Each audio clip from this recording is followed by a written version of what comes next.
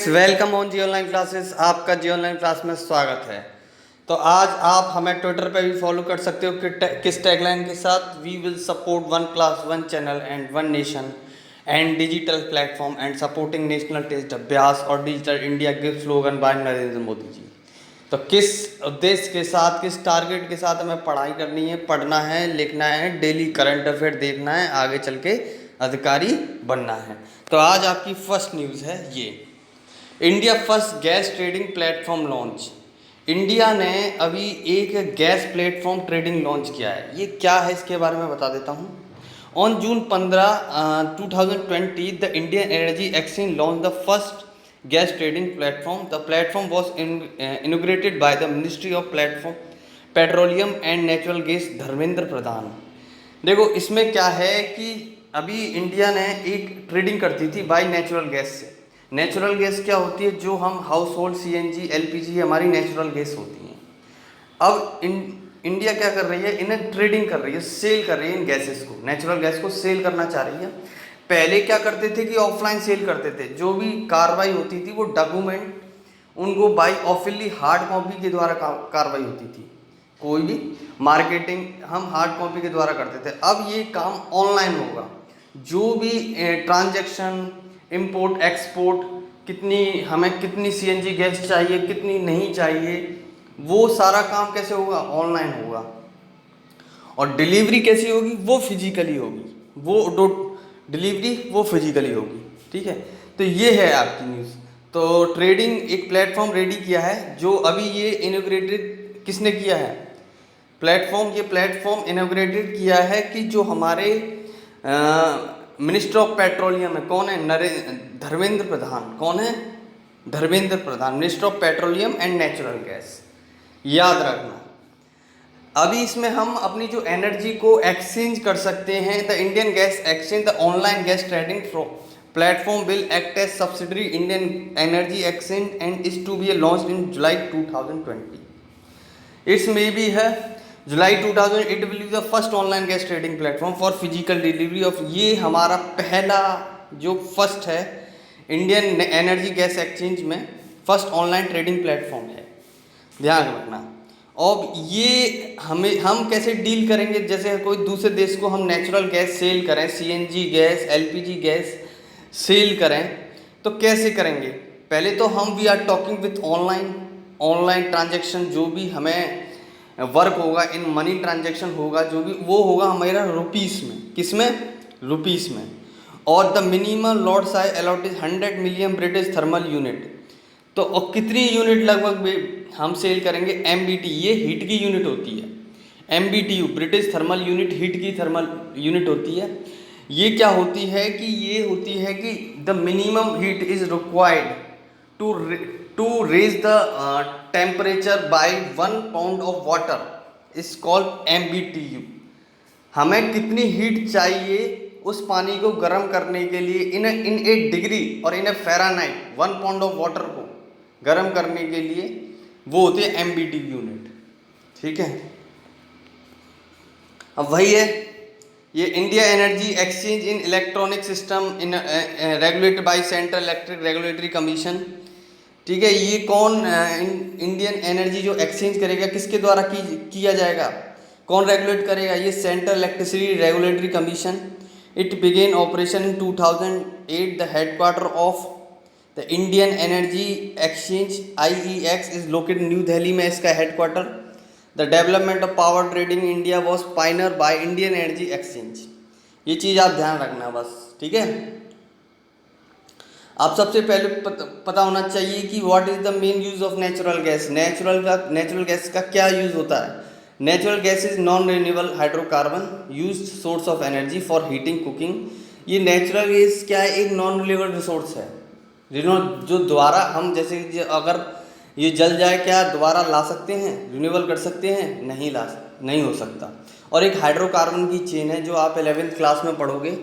ठीक है, 11th में hydrocarbon chain banana, 11th and 12th में। Use source of energy heating cooking electricity generation. और इससे क्या करते हैं हम, नेचुरल गैस से हम इलेक्ट्रिक, जैसे जो हमारे घर में सिलेंडर होता है वो कौन सी गैस होती है, नेचुरल गैसेस होती हैं वो। ठीक है। It also use a fuel vehicles and chemical feed stock, इन जगह यूज किया जाता है। जैसे केमिकल फीड स्टॉक में मैन्युफैक्चरिंग और प्लास्टिक्स कंपनी होती है, वहाँ भी सीएनजी का यूज़ होता है, एलपीजी का यूज़ होता है। अब which gas use in cylinder for cooking, आपसे मैं ये पूछूंगा कि कौन सी गैस कुकिंग के लिए यूज, कौन जो कुकिंग सिलेंडर में गैस होती है वो कौन सी होती है? वो होती है एलपीजी, लिक्विड पेट्रोलियम गैस। कौन सी गैस होती है जो हमारे घर में गैस आती है? एलपीजी, ठीक है। और वो उसमें कौन सी नाम क्या उन गैसों का? प्रोपेन और ब्यूटेन। प्रोपेन 70% है उस सिलेंडर में और ब्यूटेन है 30%, ये ध्यान रखना, propane and butane. Which gas use in bulb, bulb में कौन सी गैस यूज होती है? एरागन। कौन सी गैस? एरागन, ठीक है। और अदर गैसेस सच और argon commonly use fill in incandescent light lamp, it increase the bulb life, prevent the tungsten filament from the deteriorating too quickly. Other gases such as helium, neon, nitrogen and krypton also used in lighting. देखो ये एक noble gases हैं। इसको क्या है कि जो tungsten होता है बल्ब में, देखा है बल्ब में टंगस्टन नाम का एक वायर सा होता है, लाइट सी जलती है, उसको जैसे जल्दी से जल्दी वो वायर डिस्ट्रॉय ना हो जाए इसलिए उस गैस को हम यूज़ करते हैं, एरागन गैस को। और बाकी जो भी नोबल गैसें उन्हें भी हम ऐसे लाइटिंग के लिए जैसे लाइट चमकती है वहाँ भी यूज़ कर सकते हैं, ठीक है। अब फ्रिज में कौन सी गैस यूज होती है? फ्रॉन, HFC 134A, ठीक है, 112 टेट्राफ्लोरो इथेन, ये गैस यूज होती है। आपको याद नहीं करना, बस पढ़ना है। अब बताता हूँ सीएनजी और एलपीजी में क्या अंतर है। सीएनजी होती है हमारी मीथेन गैस, मीथेन, और एलपीजी प्रोपेन एंड ब्यूटेन। याद रखना, बस याद कर लो। सीएनजी होती है मीथेन और सीएनजी की full form compressed natural gas. जो गाड़ियां होती हैं, व्हीकल्स होते हैं, उनमें हम गैस भरवाते हैं, वो कौन सी गैस होती है?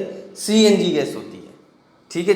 ठीक है। और उस सीएनजी गैस में नाम क्या होता है उसका? Methane gas. किसके हाइड्रोकार्बन की चेन होती है? वो मीथेन की हाइड्रोकार्बन की चेन होती है। और एलपीजी की propane and butane, liquid petroleum gas, propane and butane, ये याद रखना है। और इनको कहाँ यूज़ किया जाता है? एलपीजी को खाने, कुकिंग, होम्स में, रेफ्रिजरेटर में, इंडस्ट्रियल, एग्रीकल्चर, और इसमें गैस लाइन ऑटोमोबाइल्स इंडस्ट्री होती हैं, वहाँ जो व्हीकल्स वहाँ यूज़ की जाती है ये गैसेस सीएनजी। दोनों में अंतर पता चल गया? यही है, ठीक है। अब एक न्यूज़ है, Russia, India, China trilateral conference. अभी कुछ मीटिंग होने वाली है 22 जून को, counter pass Russia and China और इंडिया की, इन तीनों के बीच में मीटिंग होने वाली है। वो अभी होल्ड कर दी गई है, किसके द्वारा? जो हमारे एक्सटर्नल अफेयर मिनिस्टर हैं इंडिया के, Shri S Jaishankar, is hold a joint virtual conference. वो होल्ड कर दी है, रोक दी गई है जॉइंट वर्चुअल कॉन्फ्रेंस, ठीक है। अब इसमें क्या है, जून 22 को होने वाली थी, अब वो 22 को ही होगी, ठीक है। अब ये चीज है कि highlight the minister expect discuss, तो इस मीटिंग में क्या क्या होने वाला है मैं बता देता हूँ। इस मीटिंग में ये होने वाला है कि द मिनिस्टर, जो हमारे एक्सटर्नल अफेयर मिनिस्टर हैं, कौन है?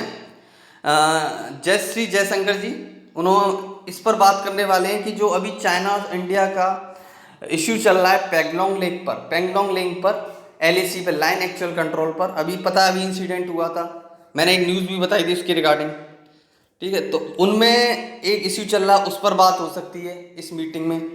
और the meeting is being convened with initiative Russia, और ये जो मीटिंग बुलाई गई है किसके द्वारा? रशिया के द्वारा बुलाई गई है। रशिया बिगेस्ट कंट्री, जो सबसे, Russia is the biggest country in the world, ठीक है। The country will also discuss the region issue and synchronize their views on regional stability. तो इस कॉन्फ्रेंस में, इस मीटिंग में क्या बात होने वाली है? इसमें ये होने वाली है कि जो रीजनल इश्यू हैं, जो हमारे हमारी कंट्री के इश्यू हैं, क्या इश्यू हैं, कोरोना वायरस से रिफेक्टेड क्या चल रहा है, उसके रिगार्डिंग भी बात होने वाली है, ठीक है। और the meeting of RIC, Russian, India and China foreign minister will also include discussion of the connectivity project. अभी ये कनेक्टिविटी प्रोजेक्ट चल रहा है किन किन कंट्रियों के बीच में? Afghanistan, Iran and central Asia, Europe, ठीक है। कितने 72,000 किलोमीटर, 7,200 किलोमीटर का एक हाईवे बनाया जा रहा है, ठीक है। इन कंट्रियों के बीच में किन किन को लिंक करेगा, ये याद रखना। INSTC international north south transport corridor, ठीक है, ये याद रखना। अब इसमें कौन कौन सी कंट्रियां लिंक करेंगी, सबसे पहले आपका अफगानिस्तान, ईरान और सेंट्रल एशिया। मैं बता देता हूँ, मैप दिखा देता हूँ। ये मैप है आपका, ये मैप है। इसमें कौन कौन सी, इंडिया देखो ये रहा, ईरान ये रहा, ठीक है, यहाँ पर अजरबैजान और रशिया, इन देशों को कनेक्ट कर रही है। इस पर भी बात हो सकती है, किनके, इंडिया, चाइना, रशिया के बीच में, तीनों के बीच में, ठीक है। अब ये चीज़ें, अब ये मैं पूछूंगा आपसे, INSTC कॉरिडोर किन किन के बीच में हाईवे बन रहा है, किन किन बीच की कंट्रियों के बीच में हाईवे बनने जा रहा है, ठीक है। तो आपको ये प्रोजेक्ट भी पता होने चाहिए।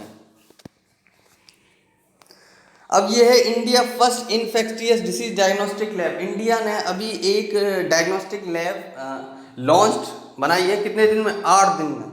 अब ये क्या करेगी, जैसे अभी हम दूसरे देश पर निर्भर करते हैं कि कोई जैसे कोरोना वायरस आया, उस पर दूसरे देश रिसर्च कर रहे हैं कि इसमें क्या है, कौन सी डिसीज है और कौन से वायरसेस हैं। लेकिन ऐसी जो लैब है इंडिया ने अभी लॉन्च करी है, ठीक है। तो उसके कारण क्या है, अब वो इंडिया भी एक सेल्फ एफिशिएंट बनना चाह रही है कि हम भी अपना काम खुद पर डिपेंड हो, इन चीज़ों से दूसरे देश पर डिपेंड ना हो, और सर्चिंग करें किसी डिसीज में कि ये कौन सी डिसीज है, उसके बारे में एक डिसीज जो लेबोरेटरी है वो लॉन्च करी गई है इंडिया के द्वारा। और ये किसके तहत, किस अभियान के तहत, कौन सा, आत्मनिर्भर भारत अभियान लॉन्च बाय PM मोदी, जो PM मोदी ने लॉन्च किया है। तो वो 20 लाख करोड़ का जो प्रोजेक्ट था वो अब उन लोगों को जो ये प्रोजेक्ट हैं वहाँ से ही पैसा आ रहा है, आत्मनिर्भर भारत अभियान के तहत, ठीक है, सेल्फ सफिशिएंट बने। यही न्यूज़, ठीक है। अब एक न्यूज़ है कहाँ से, उड़ीसा टेम्पल, ठीक है। अभी 5 ईयर ओल्ड टेम्पल सबमर्ज इन महानदी फाउंड। अब 500 साल पहले एक टेम्पल डूब गया था, क्या नाम था उसका भी बताऊंगा। अभी एक आर्कोलॉजिकल सर्वे टीम गई है रिसेंटली, क्लेम दैट कि ये 500 ईयर वाला ओल्ड टेम्पल है। आपसे पूछूंगा आर्कोलॉजिकल का काम क्या सर, बताइए। जो ओल्ड थिंग्स होती हैं, ओल्ड चीज़ें होती हैं, टेम्पल, उनको सर्चिंग करना कि उनकी एज जानना कि ये कहाँ का कितना पुराना है, कोई चीज़ कितनी पुरानी है, ये चीज़ आपको साइट्स खोज करती है वो आर्कोलॉजिक साइट्स, मैंने कई बार बता दिया है। ये गई है और पता चला है कि ये 500 साल पुराना ओल्ड टेम्पल अब पाया है, मिला है, ठीक है। देखो इस तरह दिखने लग गया वो टेम्पल। और ये कहाँ किस नदी में डूब गया था, ये महानदी में डूब गया था। अब क्या है, अब वो बाहर आ गया, क्योंकि इसका जब पानी लो होगा तो वो महानदी, और फिर जैसे ही पानी कम होगा वो टेम्पल क्या आ जाएगा, बाहर आ जाएगा, ये चीज़ है। और कौन सी रिवर पर है, कौन सी रिवर में, महानदी रिवर। अभी ये क्या है कि the Mahanadi river that change its course 150 years due to flooding has some Padmavati village where temple is located. अब ये there are more than 22 villages in the region, there are submerged in the water Mahanadi. However Gopinath Divya temple was visible at the tallest of all, the temple is called Mastaka. अब ये क्या है, गोपीनाथ देवा temple था जो visible हो गया था, और सबसे, और इस टेम्पल का नाम क्या है, मस्तका टेम्पल था। अब इसको पता गया, आर्कोलॉजिस्ट ने इंफॉर्मेशन दी है, ठीक है। अब ये महानदी रिवर के बारे में बात कर ले हम। Mahanadi river through state Orissa में फ्लो होती है और छत्तीसगढ़ में, और इसमें जो सबसे फेमस डैम है क्या है, Hirakud dam. The Hirakud largest eastern dam in the world, सबसे ईस्टर्न डैम में सबसे बड़ा, दुनिया में सबसे बड़ा वर्ल्ड ईस्टर्न डैम कौन सा, हीराकुंड। इसकी लोकेशन बता देता हूँ, ये है महानदी, यहाँ से उड़ीसा से जाती है, यहाँ पर देखो महानदी छत्तीसगढ़ और उड़ीसा के बीच में फ्लो होती है, ठीक है। और ये हीराकुंड डैम है, ये इन्हीं के बीच में। अब बताऊंगा ये लोकेशन, ये रही हीराकुंड डैम, ये हीराकुंड डैम है, ठीक है। उड़ीसा छत्तीसगढ़ यहाँ पर होके फ्लो होती है, ऐसे छत्तीसगढ़ से फ्लो होके कहाँ पर जाती है, बे ऑफ बंगाल में जाती इस तरह का टेम्पल है ये जो अभी निकला है, ये ऐसे डूबा था इस तरह। ओके, अब निकल के आ गया बाहर। अभी एक इंडियन रेलवे या रेलवे प्रोटेक्शन फोर्स आरपीएफ, ये क्या है, एक सिक्योरिटी फोर्स है रेलवे की, आरपीएफ रेलवे प्रोटेक्शन फोर्स, ठीक है। एक ये सिक्योरिटी फोर्स है जो लोगों की सिक्योरिटी करती है, इंडियन रेलवे के जो इक्विपमेंट्स हैं, जो रेल्स हैं, उनकी संपत्ति की क्या सिक्योरिटी करती है, रक्षा करती है। तो ये फोर्स ने एक कैप्टन अर्जुन नाम का इक्विपमेंट लॉन्च किया है। कैप्टन अर्जुन, मैंने कितने अनन्या हो गया, ठीक है, अब कैप्टन अर्जुन आ गया और अर्पित भी हो चुका है, इसी तरह सबको नाम ध्यान होने चाहिए, ठीक है। The railway protection force recently launch robot, एक रोबोट लॉन्च किया गया है captain Arjun be responsible just use to be nice. इसका जो काम है इट्स अ वेरी ब्यूटीफुल, बहुत सुंदर वर्क है इसका। अब क्या है, the robot captain Arjun was launch to intensify screening surveillance at the railway station. ये क्या करेगा, जैसे अभी मशीन हम जाते थे, चेक होता था, मशीन चेक करती थी बाई स्क्रीन, अब ये रोबोट उस तरह का लॉन्च करेगा, अपने आप जाओगे इस तरह का, ये देखो, ये इस तरह का रोबोट है, अपने आप देख लो, चेक हो रही है, चेक करेगा कि किसी ने कोई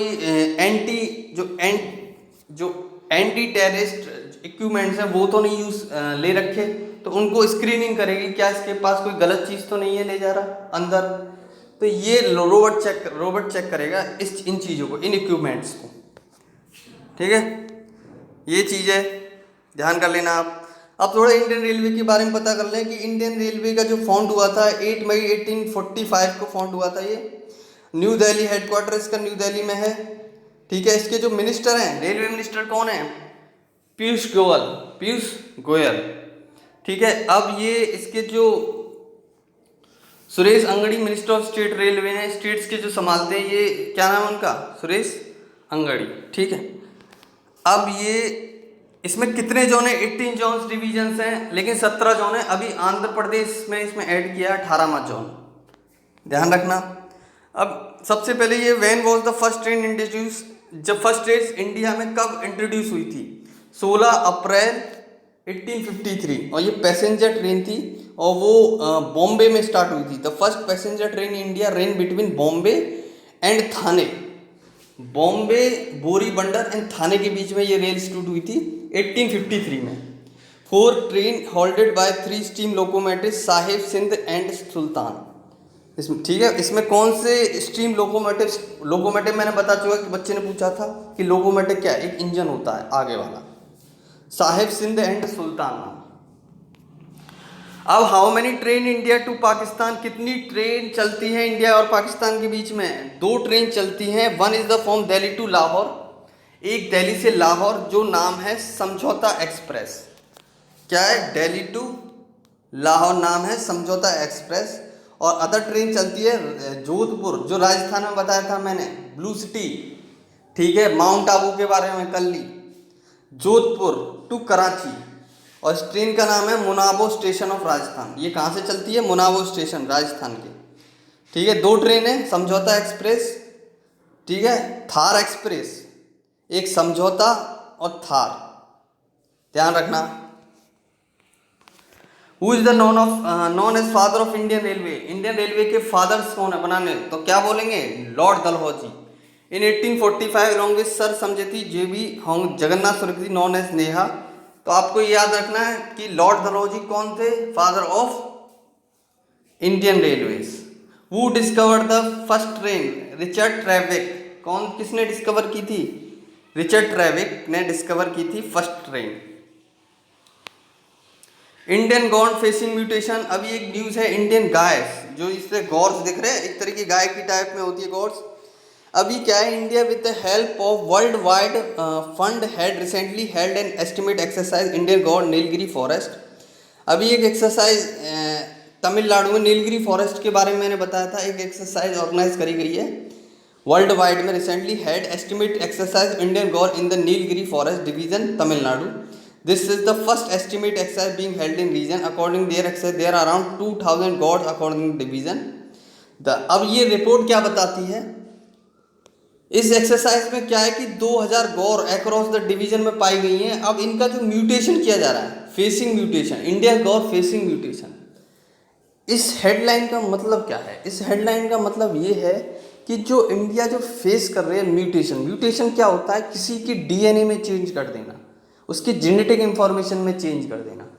तो वहाँ जो गॉड्स हैं उनकी अलग अलग प्रजाति पाई जा रही है, देखी जा रही है वहाँ पर इंडिया में। और कौन से? नीलगिरी नेशनल पार्क जो तमिलनाडु में है। The report generated by exercise से the animals in the region are prone to human animal conflict due to habitat loss fragmentation. The Indian God's in the region specify inhabiting T estimate. ये क्या कर रही हैं वहाँ पर कि जो नुकसान पहुँचा रही हैं जहाँ जो लोग रहते हैं, ठीक है, हैबिटेट लॉस हो रहे हैं इनके कारण। The Indian God's in the region specify inhabiting T state of human settlements. ये प्रॉब्लम, इसमें से आपको कुछ करंट अफेयर नहीं है, आपको म्यूटेशन के बारे में पता होना चाहिए। म्यूटेशन क्या है? एक तरह का जीन्स को एक जगह से दूसरी जगह किसी में क्या कर देना, इन बिल्ड कर देना, समझे? उसमें अगले जैसे किसी का जीन्स लिया उसमें डाल देना तो उसकी म्यूटेशन चेंज हो गई, तो उसका पूरा जो एनिमल जो बॉर्न बेबी होगा उसका स्ट्रक्चर ही पूरा चेंज होगा। इस तरह का अपने अकॉर्डिंग किसी को बॉर्न कराना, दैट इज म्यूटेशन। और एमबी लाल कमेटी अभी एक भगजन ऑयल फील्ड आसाम में एक ऑयल रिफाइनरी है, ठीक है, तो उसमें आग लग चुकी है, आग लग गई है। इसका मतलब वो पहले से क्या है, तो इसमें से एक कमेटी बीएल लाल कमेटी वो क्या बोलते बनाई गई है। इस कमेटी में 18 कुछ गाइडलाइन जारी की हैं उस गैस लाइन पाइप रिफाइनरी में। तो मिनिस्ट्री ऑफ पेट्रोलियम के द्वारा जो हमारे मिनिस्टर धर्मेंद्र प्रधान जी, उनके द्वारा गाइडलाइन जारी करी गई है कि वहाँ से जो लोग उस एरिया में फंसे हुए थे उनको एक अच्छी सही जगह पहुँचाया गया है। ये है बस इंसिडेंट, आपको इंसिडेंट याद होने चाहिए। अब ये आपसे एक क्वेश्चन बन जाएगा कि जो ये भगजन ऑयल फील्ड रिफाइनरी ये कहाँ पर है, ये चीज़ पता होना चाहिए। आसाम में है। अब सबसे पहले हम आज बताएंगे आसाम के बारे में। आसाम में फेवरेट क्या? आईआईटी गुवाहाटी। आईआईटी गुवाहाटी जहाँ इंजीनियरिंग कॉलेज में इंजीनियरिंग बीटेक करते हैं लोग, आईआईटी गुवाहाटी। और स्टेट इसमें और कौन सा है? अहोमा राजा पैलेस, इस तरह का। और टेम्पल कोमखाया टेम्पल, ये कहाँ पर है? आसाम में। और रंगगौर कोलिया, ये भी इसी जगह है आसाम में। काजीरंगा नेशनल पार्क भी आसाम में। राइनो कहाँ पाए जाते हैं? आसाम में। ये सारी चीज़ें इंपॉर्टेंट आसाम में। ये आसाम है, देखो आसाम, ठीक है। अब आसाम की जो कैपिटल है क्या है? दिसपुर है। ये कब बना था? 26 जनवरी 1950 में बना था आसाम। इसमें लार्जेस्ट सिटी गुवाहाटी है। इसमें 33 डिस्ट्रिक्ट हैं। गवर्नर कौन है? जगदीश मुखी है। और ये चीफ मिनिस्टर कौन है? सर्बानंद सोनोवाल बीजेपी के। और लेजिस्लेटिव 126 सीट हैं, लोकसभा सीट 14, राज्यसभा सीट 7 है, ध्यान रखना। ये है आसामी लैंग्वेज डांस बिहू वाइट, ये याद रखना। फ्लावर है राइनोसोरस रेसुसा डिप्टो, और इसमें ट्री है डिप्ट्रो कैप्रू मार्कोपिया। और इसमें जो रिवर फ्लो होती है ब्रह्मपुत्र रिवर, सबसे लॉन्गेस्ट रिवर। ये रही ब्रह्मपुत्र रिवर, देखो चाइना से शुरू होकर फिर इंडिया में जाएगी और कहाँ जाके गिरेगी? कहाँ जाके? बांग्लादेश, बे ऑफ बांग्लादेश में जाके, ओरिजिन ऑफ बांग्लादेश में गिरेगी जाके। सबसे बड़ी रिवर ब्रह्मपुत्र। तो ये आपकी न्यूज़ समाप्त होती है। धन्यवाद।